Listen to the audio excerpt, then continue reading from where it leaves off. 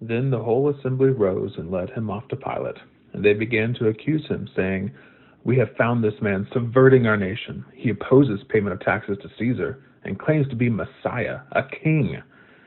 So Pilate asked Jesus, "Are you the king of the Jews?" "You have said so," Jesus replied. Then Pilate announced to the chief priests and the crowd, "I find no basis for a charge against this man." But they insisted, "He stirs up the people all over Judea by his teaching. He started in Galilee and has come all the way here."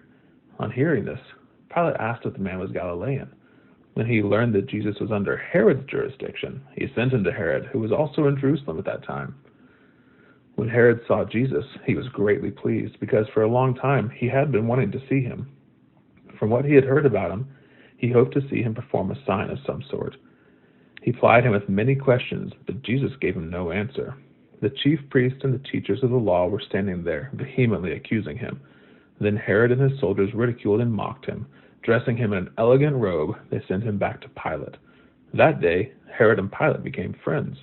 Before this, they had been enemies.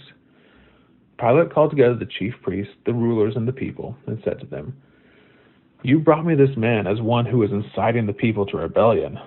I have examined him in your presence, and I have found no basis for your charges against him. Neither has Herod, for he sent him back to us. As you can see, he has done nothing to deserve death. Therefore, I'll punish him and then release him." But the whole crowd shouted, "Away with this man! Release Barabbas to us!" Barabbas had been thrown into prison for an insurrection in the city and for murder. Wanting to release Jesus, Pilate appealed to them again, but they kept shouting, "Crucify him! Crucify him!" For the third time he spoke to them. "Why? What crime has this man committed? I have found in him no grounds for the death penalty. Therefore, I will have him punished and then release him."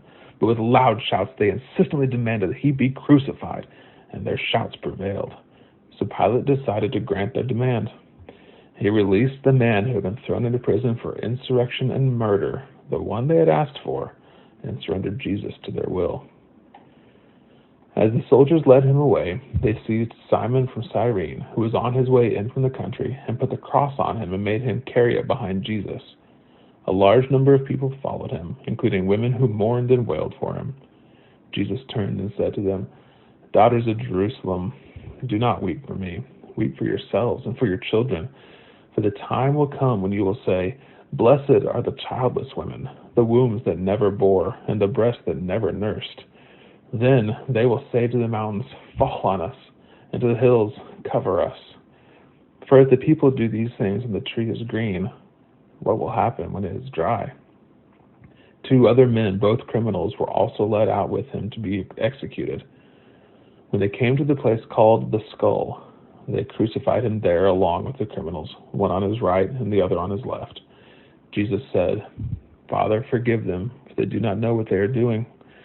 And they divided up his clothes by casting lots.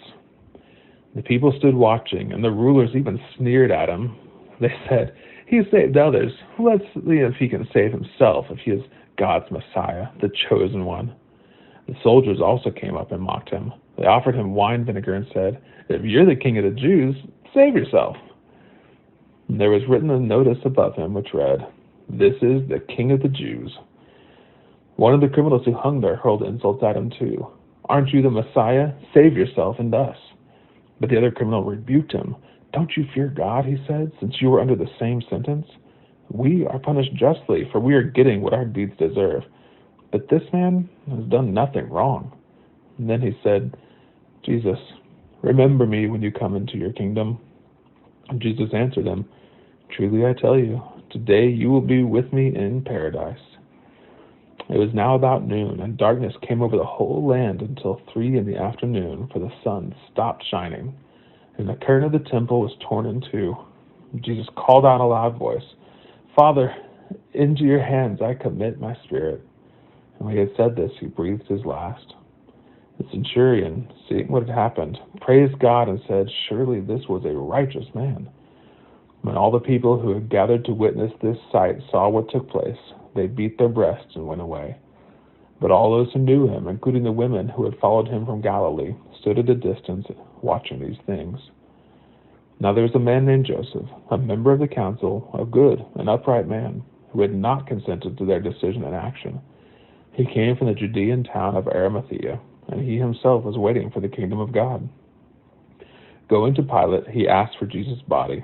Then he took it down, wrapped it in linen cloth, and placed it in a tomb cut in the rock, one in which no one had yet been laid.